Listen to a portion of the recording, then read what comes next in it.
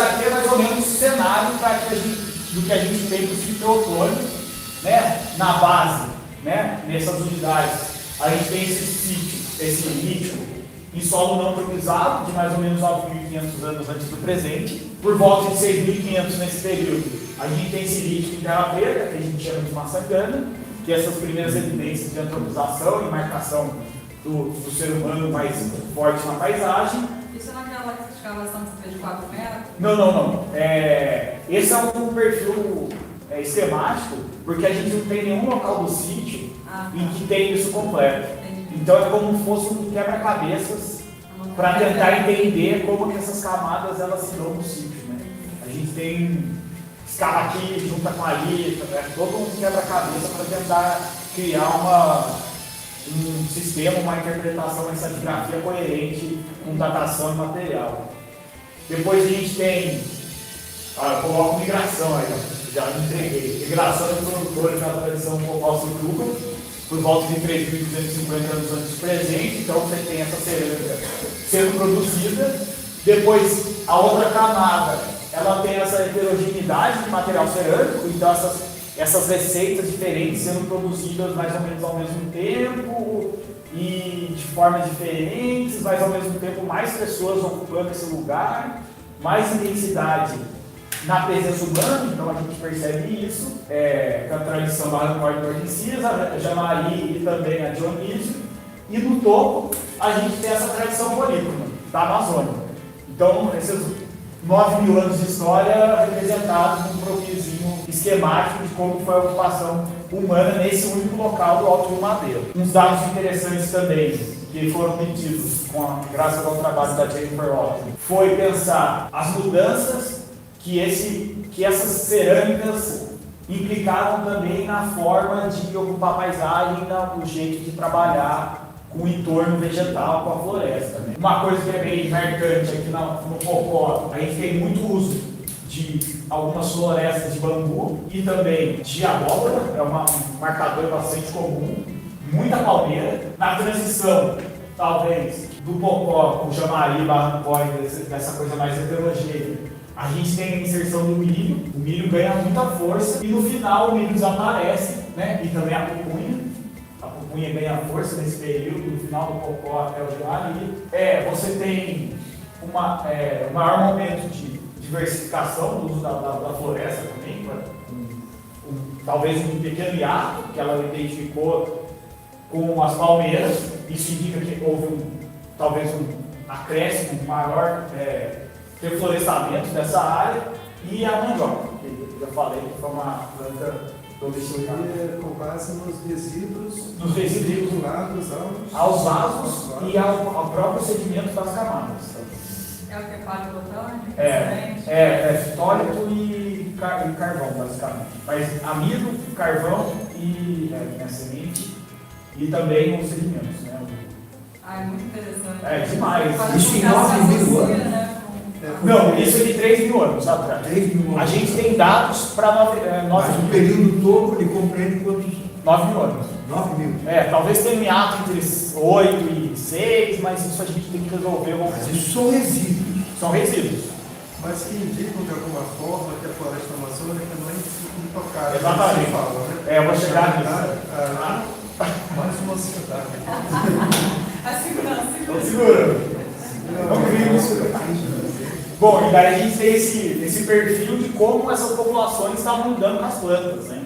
E isso é muito interessante. Eu acho que os vasos, eles são muito legais, e aí quando a gente cruza esses dados, a gente sabe que, você fala, até que faz sentido, está funcionando, né? A gente chega, tanto eu quanto a Jennifer, a gente chega a conclusões parecidas pelos dados botânicos e pelos dados dos ceramistas. Né? Tiago, esse dado de 9.000 anos, ele é uma coisa nova? Porque os livros tratam da produção de alimentos na América a partir de 8.000. Né? Eles não vão tão além. Esse caso é basicamente da área da ocupação ceramista, né? Então de 3.500 até o presente, até a colonização. Os dados sobre os períodos mais antigos, a gente tem dados, evidências de manejo de castanha, goiaba, ariá Tem mais uma planta que eu esqueci o nome dessa outra. É uma planta. É uma batata. Tipo uma batata, assim, é uma raiz. É um tubérculo. E eu esqueci o nome da outra planta, é uma feijão e tem mais alguma leguminosa. Eu posso até passar, se vocês tiverem interesse desse manejo mais antigo. A Jennifer é autora de A Jennifer é botânica. Ela é arqueobotânica. Ela é arqueóloga, mas ela lida com os resíduos das plantas. Né? Tem um artigo que a gente soltou, que ela é a autora principal, que lida exatamente com esse intervalo. Mas esses dados são novos. São do ano passado. Ela publicou ano passado. Não, O início desse processo talvez tenha acontecido muito antes do que a gente imagina. É isso que está sendo discutido hoje nessa região. De nada. Bom, uma aqui estava faltando, né? Esse é um pouco o cenário que a gente tem, né? Cada um desses símbolos, ele reflete um conjunto cerâmico desses que eu falei para vocês, né? E como vocês podem ver, o Teotônio é o único que ele agrega todos esses diferentes conjuntos cerâmicos ao longo do tempo, né? Ao longo da região do Alto Rio Madeira. Por exemplo, o Jaguarão, que eu falei que é mais recente, existem sítios que só tem eles, então isso mostra como eles estão ocupando áreas diferentes desse espaço ao longo do tempo. Bom, tentando sistematizar isso que eu encontrei, que a gente encontrou no Teotônio, dessas tradições cerâmicas, e que essas cerâmicas podem implicar num momento mais de reflexão e interpretação sobre esses dados. É que, em boa parte da literatura, a tradição Pocoaçu-Tuba é associada à dispersão de povos de língua arawak, e eu acho que no Teotônio é um desses indícios de como esse material talvez esteja atrelado a esse processo. Apesar de tudo, de achar uma hipótese plausível, a gente tem que entender direito a proximidade dessas datas tão antigas em lugares relativamente distantes da bacia amazônica. Uma coisa assim, esses povos, né, desse tronco linguístico arawak, tem algo a ver com aqueles arawak, são a mesma atividade, assim, o mesmo grupo? Porque tem, né? Pelo menos eu sempre li assim, né? Arawak, não arawak. Como? Não, pensando assim. Esses povos do tronco linguístico arawak tem algo a ver com a etnia arawak. É a mesma. É a mesma. O jeito de falar. Não, entendi. Não, porque eu sempre li, né? Os principais lá, Tupi, Guarani, G, Arawak, né? É a mesma coisa. Não entendi. E talvez tenha esse processo, né? Aqui é Santarém, e são essas regiões, eles ocupam, né? Essa tradição cerâmica em geral está associada a esses processos de ocupar áreas significativas na paisagem, né? Então, talvez o Teotônio seja uma dessas regiões. Santarém é mais perto da Ilha de Marajó. Isso. Quer dizer, está no Pará já, no Pará mais próximo. E esse Pocoaçu-Tuba, eles estariam, né, essas populações produtoras dessa cerâmica, elas remetem mesmo a esses lugares ocupados pelo Edson Arawak, pela essa ideia de como se comportar, né, essas premissas, esse modo, essa visão de mundo que essas pessoas têm. Você tem uma estabilidade tecnológica muito grande, então 1.400 anos fazendo uma cerâmica muito parecida. Eu acho que esses halos cerâmicos eles indicam fortemente que essa região, esse sítio está sendo usado para rituais e bebedeiras, porque a gente tem essas evidências do amido fermentado, não triturado, fervido, que pode dar indicação de fabricação de fermentados, e essa cerâmica dos macacos como um momento em que essas redes, essa coisa mais arawak, está começando a criar vínculos com outros grupos. Então, essa cerâmica que é parecida sobretudo na forma, mas na receita da cerâmica é totalmente diferente, talvez indique que alguém esteja, vamos participar desse ritual, dessas festas, e repetir as formas como fazem os asos, para a gente ir lá também tomar um caxiri, né, fazer uma festa e tal. E daí vocês poderiam me perguntar, que foi uma das coisas que me questionaram, né? Mas onde eles iam fermentar essa bebida, né? E lendo a etnografia, o que a gente vê é que tem vários povos, inclusive próximo ali ao Alto Madeira, tem também os Guaranis do Sul, que eles fermentam bebidas em canoas. Então, usar essas canoas e você vinha só com o seu vasinho, sua tigelinha, seu potinho, enchia e fazia, né? Enfim, tem toda essa possibilidade. Então, esse Pocó-Açutuba como uma área, uma ocupação dessa região da floresta, apesar de um sedentarismo, de um apego e uma interferência na paisagem, uma forma menos com baixa densidade demográfica, mas ao mesmo tempo trabalhando nessa região da floresta. O que seria mudado com a cerâmica barrancoide, uma mudança de conjuntura, com uma pegada mais forte, com mais cerâmica, mais vasos, maiores morfologias, maiores populações, aumento da densidade desses materiais, das capacidades volumétricas, essa floresta sendo manejada fortemente, você tem áreas mais amplas sendo derrubadas, reconstruídas, reflorestadas, o sítio fica maior, mais material, e isso mostra muito uma etapa diferente, né, de como essas pessoas estavam vivendo na região. Já os jamaris, como eles vêm nesse rio aqui, que é o Rio Jamari, e você tem uma forte indício que são povos tupi, para mim é esse momento que os tupis estão entrando nessas redes, né? Esses redes que originalmente talvez sejam arauá, talvez tenham uns panos, os tupis chegando, né? Com essa cerâmica muito característica deles, chegando no Teutônio. Ali são áreas desmatadas, né? É agora, né? Agora hoje em dia está pior.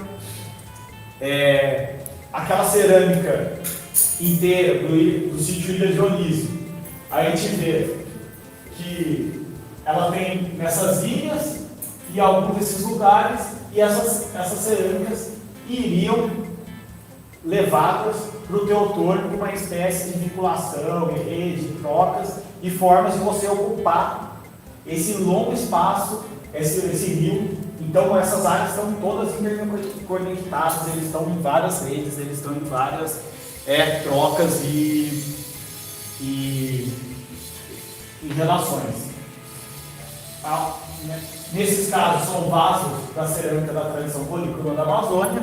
É interessante, né? Porque hoje a gente tem esse resgate de feira de troca de semente. Exato. Quer dizer que você vê que já há muito Está tempo rolando atrás muito já tempo, tinha esses campos, né? Exato. Cultural, muito legal. Então a cerâmica também, né, que aparece e que talvez em um certo momento, no momento inicial, ela tenha servido como uma cerâmica de troca entre esse cenário que tem grupos tupi, grupos arauáqui, grupos pano. Você tem um espaço, um cenário multicultural nessa região, com vários povos, falando línguas diferentes, com culturas diferentes. E talvez essa cerâmica tenha surgido inicialmente como algo para uma cerâmica de troca, uma cerâmica de coesão entre esses grupos.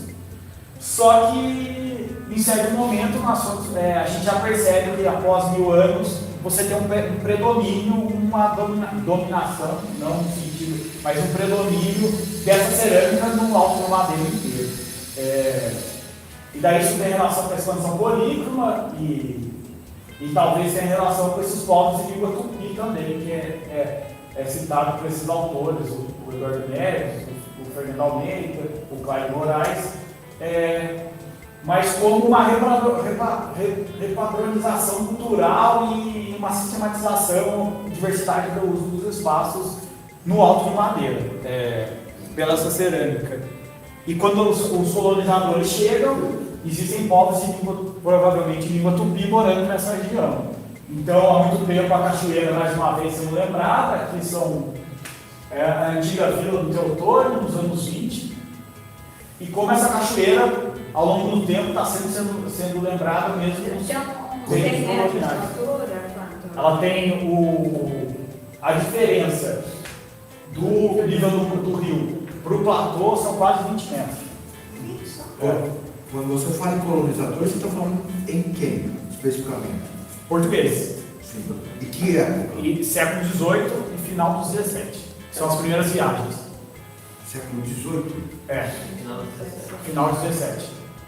Então, em 1500 não tinha. Não teve contato em 1500. Essa ocupação dessa região. Sabe o que é? Entradas de bandeiras? O que seria? Isso é bandeiras, porque você tem a Vila Bela da Santíssima Trindade, que é a capital da província do Mato Grosso, né? Ah, tá. Isso é fundado em 1700. Pode ser pegado, 1720, eu acho. Como é que é o nome da região que você está falando? Vila Bela da Santíssima Trindade. Isso é Mato Grosso. Tá. Essa foi a capital porque eles descobriram que tinha ouro lá, né, diamante, e daí as monções e as bandeiras começam a entrar nesse lugar. Isso é pré-1750 por conta do Tratado de Madrid, da delimitação das fronteiras pós o Rio da Prata, né? Depois vem aqui pelo Madeira. Então isso deve ser em pré-1750. E eles usam o meio fluvial para se deslocar. Até chegar no Javari, até chegar em... Não, até chegar no Madeira. E daí eles vão pro Acre depois, né? Que o Acre é conquistado depois. Antes do Madeira, o quê? O Guaporé. Ah, tá. Você tem o Guaporé que dá nas cabeceiras que vai dar no Paraguai, né? Então essa área mais inundadista do Pantanal também. Então essa área começa a ser mais ocupada por aí. Tem eu não sei como é que está meu tempo, assim. Você está com tempo ainda. O que é a minha preocupação hoje na mídia, o que eu estou lendo é o seguinte: com essa crise toda política que a gente está vivendo, foi uma jogada política de dizer que não há queimadas na região amazônica. Óbvio que isso, qualquer um que anda de avião, um tempo bom, vê onde tem queimada em todo o território nacional, O que eu estou questionando é o seguinte: você tem contato não sei há quantos anos nessa região, o que você vê e percebe do montante de dinheiro que os outros países estão investindo nessa região, tem um livro que estão falando uma fortuna em dinheiro que está investindo nessa região. Óbvio que eu não sei profundamente quais são os institutos, quais são as inserções por aí, mas claro que a gente tem uma noção. Como é que você vê isso? Qual é a sua opinião? Como é que você vê isso aí? O que é isso aí? Eu acho que eu vou fechar com essa questão. Ah, legal. Ok. Beleza. Deixa até a próxima. Então, né, Cachoeira, como esse lugar importante para a gente entender a história da Amazônia. O segundo exemplo que eu ia dar, eu vou passar um pouco mais correndo, até porque não é a minha área de pesquisa, assim, são esses geoglifos do Acre, né? Esses geoglifos dessa área entre o Acre, Bolívia e Rondônia. Essa ideia de pouca interferência, né? Aquela ideia que estava naquele mapa inicial de pouca interferência. Eu acho que o Teotônio já ajuda a mostrar que a interferência dessas populações existe. E eu acho que esse exemplo é bem claro de como isso funciona, né? Essa interferência do ser humano nessa paisagem amazônica. Geoglifos são valas e estruturas e terras construídas por esses povos indígenas que tinham caminhos que ligavam diferentes áreas. Em geral, eles estão assentados próximos a cabeceiras de rios e eles são espaçados por vários lugares. Eles têm uma série de formas e morfologias diferentes. Assim. Então, o que a gente tem discutido hoje é que essa área estava completamente interconectada por diferentes geoglifos que estavam, né, a única vantagem talvez dos matamentos seja que é o geoglifo. E aí, todos esses pontos, eles são geoglifos que são conectados por essas estradas radiais que saem dessas áreas construídas pelos seres humanos e eles são interconectados por várias estradas que dão liga e estão ligando eles, né? Um outro exemplo é esse Sol de Santos do Acre, que é um sítio que o laboratório que eu participo trabalha nesse local. E mais uma vez a gente vê estradas ligando, esses vácuos são posteriores, né? Ligando esses geoglifos, esses montículos artificiais, ligando diferentes áreas. Bom, a Jennifer, mais uma vez, que está onipresente aqui na apresentação, ela estudou o impacto que esses geoglifos pré-colombianos eles tiveram na floresta amazônica. E a grande conclusão dela foi que, em termos mais rápidos, que houve um incremento na diversidade e nas plantas utilizadas pelas populações indígenas que construíram os geoglifos. Então, ao contrário do desmatamento e degradação que esses construtores de geoglifos estavam fazendo, era conseguir estabelecer plantações e, ao mesmo tempo, aumentar a diversidade biológica e vegetal da Amazônia. Aqui a gente tem uma série de plantas úteis, copaíba, várias palmeiras com frutíferas bastante úteis para as populações, castanha, açaí. Então a gente tem uma diversidade dessas plantas enriquecendo a floresta com a construção desses geoglifos. Esse tipo de pensamento ele pode ser extrapolado para a Amazônia inteira. Esse mesmo tipo de trabalho a Jennifer está fazendo hoje no Teotônio, a gente logo vai soltar alguns dados sobre isso. Mas vários pesquisadores, paleobotânicos, arqueobotânicos e arqueólogos estão demonstrando que a Amazônia, no fundo, ela é uma floresta antropizada. Tem a marca do ser humano nessa floresta. Essa floresta está cheia, é como se fosse quase um jardim cultural. E a região do Alto Madeira, novamente, ela é interessante, porque a gente tem uma série de plantas fundamentais que são sendo domesticadas lá. Então, olhar esse processo num período cronológico longo é interessante para poder ver essas diferenciações. Só uma curiosidade, rapidinho. Claro. Quer dizer a palavra ali, taioba? Taioba é uma planta. É uma planta. Mas não é comestível? Dá para comer também. Tá. Parece o pessoal faz como couve. Tá. Que couve mineira? Tipo uma couve mineira. Pará tem a famosa, eles usam a flor da taioba, né? Curtida 7 dias. Como é que é a comida? Mas não é de taioba, é de mandioca brava, né? Não, é. Não, é a folha da taioba que faz o. Tem a mandioca que é o caldo lá. Esqueci o nome. Maniçoba. Maniçoba. Quando você usa domesticado, o que você está querendo? Que é uma planta que tem algum grau de dependência do ser humano para a Intervenção do ser humano. Introdução. O ser humano manipula o ciclo reprodutivo dessa planta. Só que, ao mesmo tempo que a gente tem essa diversidade de plantas, né, a mandioca, a pimenta, uma certa tipo de arroz, a pupunha, que a gente vê que essa Amazônia está domesticada por plantas que são domesticadas, a gente tem várias plantas como a castanha, o açaí. Bom, quem nunca comeu uma castanha do Pará, ou castanha do Brasil, um açaí, e eles não dependem em nada do ciclo, o ciclo reprodutivo dessas plantas não depende em nada do ser humano. Mas então porque são de lá, né? Mas a mandioca também, a pupunha também é de lá e hoje a pupunha silvestre é desse tamanho, a pupunha atual é grande. Então teve o açaí e a castanha. Então o que a gente tem percebido é que essas populações elas estão usando plantas nativas em estado selvagem e domesticadas. A gente não vê muito claro, como por exemplo no Oriente Médio, onde houve a domesticação do trigo, essa dependência exclusiva de plantas domesticadas. Você vê um arsenal bem grande de formas de usar essa floresta, né? E de transformar essa floresta de várias formas, de jardins culturais, do que hoje é muito chamado de agrofloresta, né? Então, aí hoje você vê que tem essa nova moda, né? Desses vegetais não comestíveis ou não práticos não comestíveis. Sim, com certeza essas plantas são... várias dessas plantas que hoje a gente não come, eu acho que no passado elas eram utilizadas, né? As punks.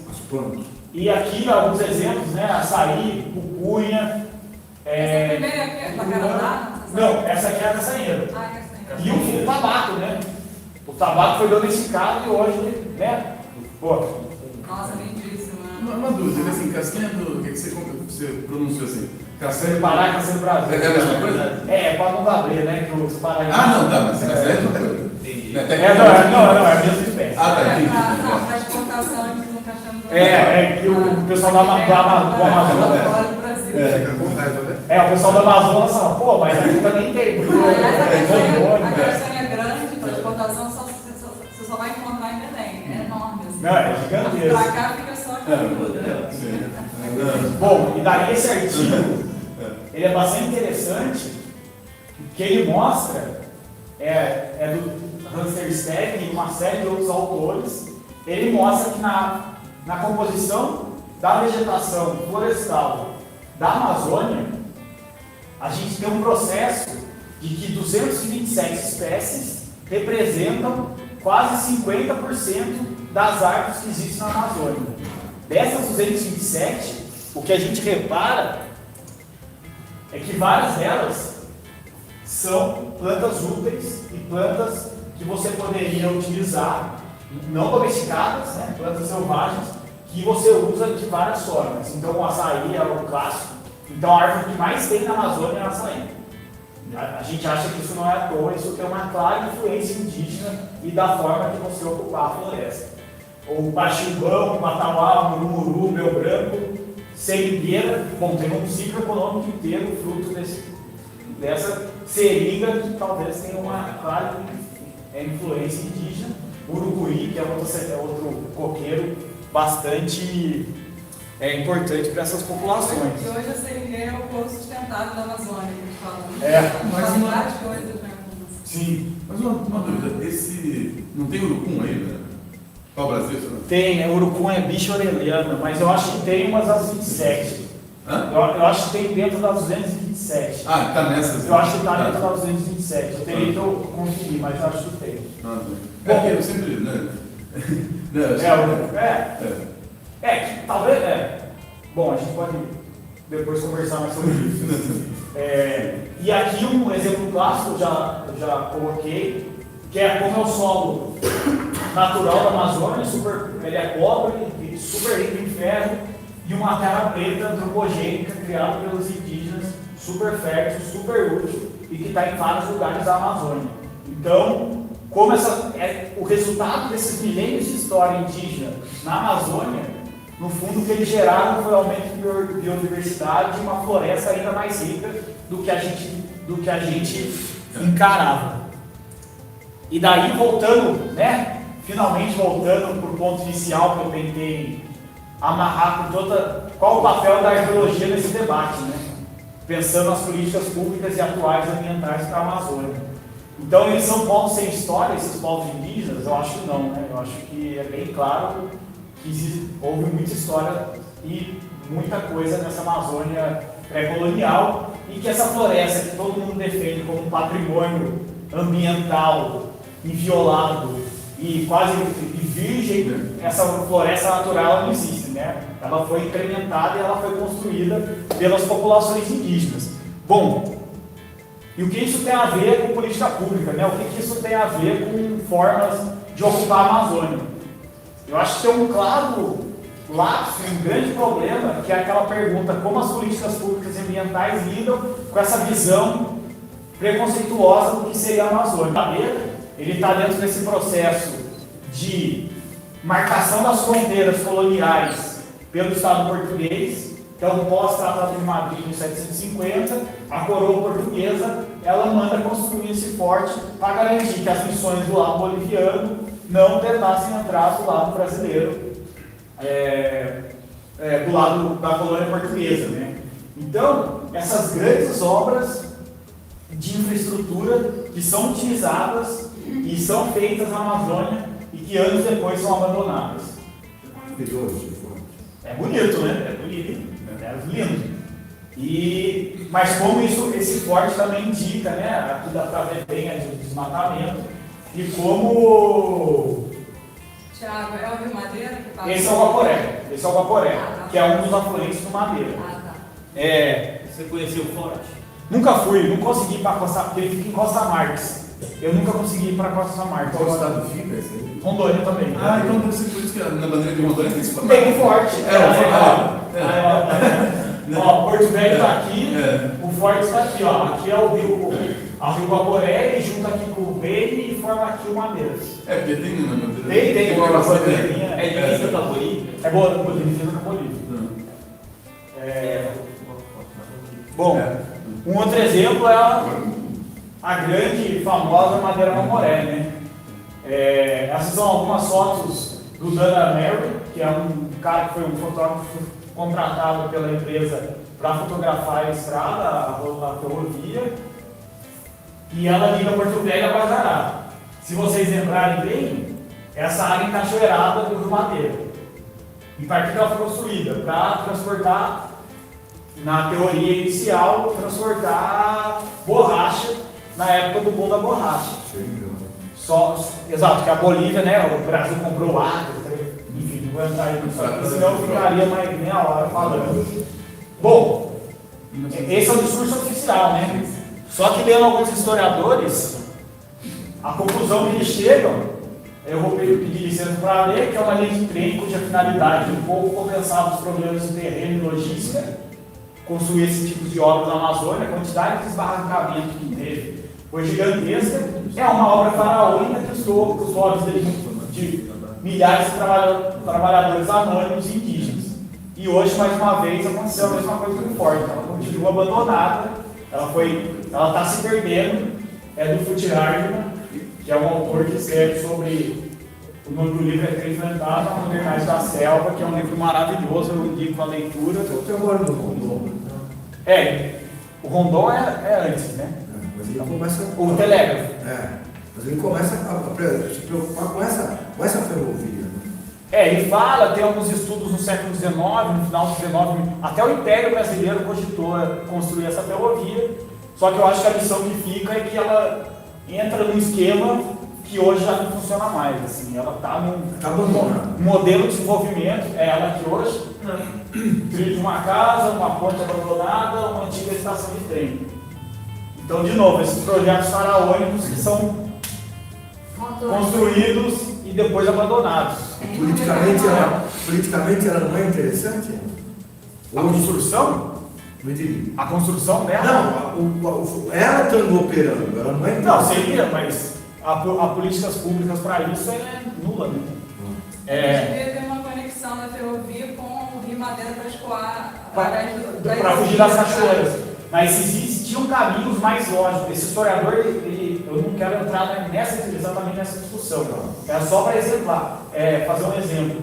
Ele mostra como existem caminhos mais seguros e menos custosos e menos trabalhosos dentro da lógica. Então, bom, essa é aquela cachoeira que eu mostrei hoje, está inundada, que é o fruto da construção da usina hidrelétrica Santo Antônio, e depois de Giral, que se deu entre 2008 e 2016, essa foto da usina, essa foto da estação Madeira Mamoré em Porto Velho, inundado por conta da usina hidrelétrica, depois da cheia, né? A barragem está acima, mas eles abriram tanto as comportas, pelos que falaram, que Porto Velho ficou, uma parte da cidade ficou submersa. E está assim até hoje? Não, baixou já, segurado, foi secando e... Bom, mas foi um prejuízo. Você conseguiu passar nessa região? Sim. E daí eu peguei duas notícias de jornais que mostram um pouco sobre como essa energia sendo produzida em Rondônia, ela está sendo pensada, né? Em São Paulo, e em Porto Velho eles reclamam do aumento do preço da energia e fora as várias suspensões de abastecimento de energia. Então, tem apagões. Tem esses problemas, essa transmissão, porque essa energia praticamente toda vem do polo industrial de Araraquara, Taubaté, inclusive a minha cidade, e Rio de Janeiro. Então... É uma gambiarra, né? De novo, isso tem que ser aprofundado. Sim, eu estou tratando de uma forma rasa, mas tem problemas de linha de transmissão, tem vários problemas que podem... Mas sinaliza algum equívoco, supostamente um equívoco no modelo de desenvolvimento. Meu ponto é exatamente esse. A lógica do capital nos traz esse tipo de ação, de projeto, de empreendimento, e ao mesmo tempo a gente tem, como você falou quase tudo na palestra de manhã, a questão da riqueza amazônica, da valorização dos povos indígenas, da manutenção de um ambiente rico, geodiverso, biodiverso, com tudo isso aí, e que é oposição do que a mídia hoje fala sobre a Amazônia. A provocação era um pouco caricatural, eu assumo que está um pouco, mas a ideia é mostrar como isso envolveu muitos problemas políticos, enfim, não precisa... Existem projetos em disputa, questões políticas, econômicas. Aqui a gente tem um exemplo dessa ponte Santos do Guarujá, isso é uma novela. Né? Pô, eu peguei a balsa e falei, não acredito que ainda não tem uma. Eu fiquei em Guarujá na casa de um amigo, e ele falou, você tem que pegar a balsa, é melhor sair uns 10 minutos antes. Eu falei, balsa? Ele falou, não construíram a ponte. Eu falei, nossa. E é muito perto, né? Bom, aqui é a Rondônia, uma imagem do Google Maps de pouco tempo atrás, como essa floresta está sendo engolida pela soja e pelo pasto. Exemplo? E não é em pouca proporção. Não. Não pense que é uma coisa pequena. Eu peguei esse dado da Amazon, em 2015, que a agropecuária brasileira foi responsável por 62% do total de emissões brasileiras de gases poluentes. O que a gente vê aqui é um pasto sujo. E muito desse pasto sujo foi o que gerou essas queimadas que deu o start para o início da minha apresentação. Então, como essas coisas são ligadas? Eu acho que isso tudo tem... Deve ter sido também com aquele programa IFPF, né? Que é Lavoura Pecuária, Integração Lavoura Pecuária.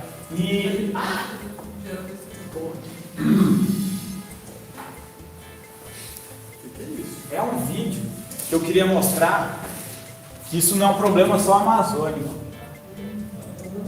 É uma animação feita pelos seus doadores com base na pesquisa do Paulo Artacho. E os doadores? É uma ONG, um trabalho que eles mostram. Isso tem uma meteorologista na Unifesp que estuda isso. Na verdade, você tem umidade no ar que praticamente interfere no clima da América do Sul e na região oceânica também, Pacífico e Atlântico. É um negócio bem interessante. Assim como a poeira lá do Saara vem para fertilizar a Amazônia, transportado pelo vento, você tem o rio voador. Como esses rios, eles estão correndo graças à absorção da própria Amazônia, da umidade, e isso bate nos Andes e vem Por isso que chegou aquela fumaceira. Exatamente. Então, também era uma provocação inicial que eu espero que eu esteja conseguindo amarrar. Porque cobriu Santos também. Nós estamos numa rota, né? E qual o problema, né? Eu falei da soja e da agropecuária. Se a gente continuar desmatando a Amazônia, não vai ter chuva para molhar as próprias plantações de soja e agropecuária. Tem várias pessoas, até na bancada ruralista, que já estão conscientes disso e são a favor da preservação, de formas de preservação da floresta.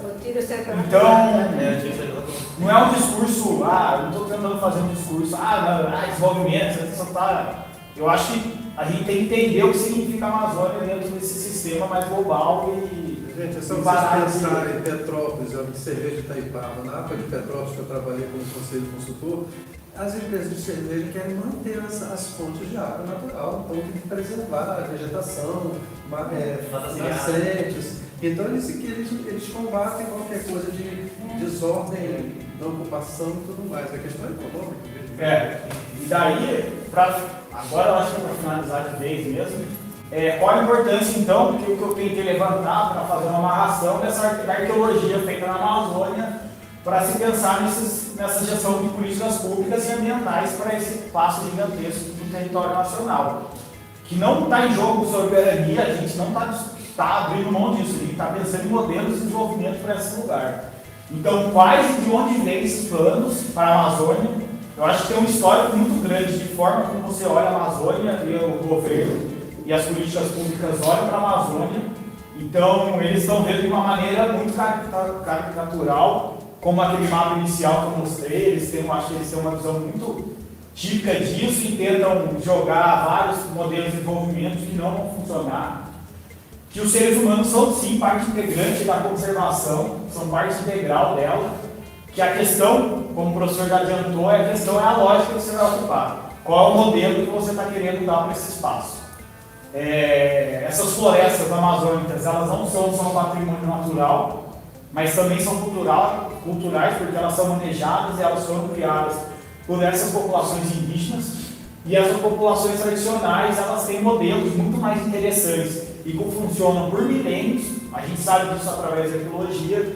para a ocupação desses biomas. E eu estou falando da Amazônia, mas isso pode ser revertido para a Mata Atlântica, para o Cerrado, para a floresta tropical africana também. Então a gente pode ampliar isso de uma maneira geograficamente mais ampla.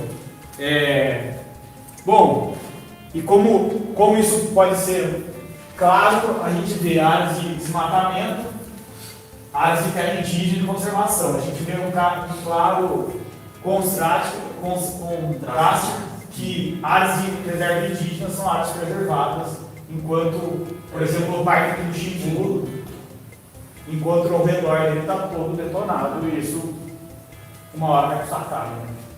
Não, eu já vi indígenas falando no Parque do Xingu que as nascentes estão Então, ao redor, é, estão fora da demarcação indígena. Olha o problema, né? É cheio de fazenda ao redor, porque as nascentes estão fora. O problema é que a lógica é muito a curto prazo, né? Sim. Ninguém pensa em médio e longo prazo para política pública de bacia. Nível mais macro. Então, é isso, né? A gente tem uma história milenar que mostra completamente diferente do que a gente está fazendo hoje. Muito rápido. Porque eu vi uma notícia que alguns povos do Rio Xingu eles estavam reclamando da qualidade da água do rio que já está sendo contaminada por esses agrotóxicos. Então a água que chega na tribo já vem contaminada. Bom, acho que o amarrado que eu queria dar para essa apresentação toda era mais ou menos nesse sentido. Queria agradecer a vocês por aguentar de 2 horas falando. Vou fazer uma pergunta aí, que é o seu assunto, que é cerâmica, lógico. Considerando essa nascente na Bolívia e os sedimentos no curso do rio, como é que é o espelho da arqueologia na cerâmica do lado de lá? Ótima questão. Eu não falei da Bolívia, mas poderia também ficar geograficamente, assim, arqueologicamente. Esse ato que eu falei, que a gente lembra, que 6.000, 4.000 anos, a gente tem em vários períodos da Amazônia que ainda não tem ocupação. Naquela região da Bolívia, né, aqui assim, é uma área de descida dos Andes e forma o que eles chamam de morros, llanos e morros, que é uma área mais inundável. Então, até 3.000 anos, eu acho, 2.500, você tem um período de intervalo de ocupação. E quando surge, é um negócio monumental, cheio de diques e construções de terra, não ia falar pirâmide, mas não é pirâmide, mas uns monumentos, umas deposições de terra com 40 metros de altura, cheio de enterramento, parece que tem uma certa diferenciação social, os chefes são enterrados diferentes. Aqui na Amazônia a gente tem isso também, mas é uma arqueologia muito diferente do que acontece no Alto do Madeira e um pouco no Guaporé. Assim. Então, um trabalho que a gente está fazendo agora é comparar essas duas áreas, para entender o que explica essa diferenciação, tanto na cerâmica como na forma de ocupar esses sítios. Talvez tenha relação com a sazonalidade, porque no Madeira você tem algo mais ou menos estável, enquanto no Leão de Morro você tem esses períodos de enchente e seca que muda a paisagem completamente, então eles teriam outras formas de ocupar essa região. Não sei se... Bom, é isso, queria agradecer. Saber aplaudir, né? Obrigado.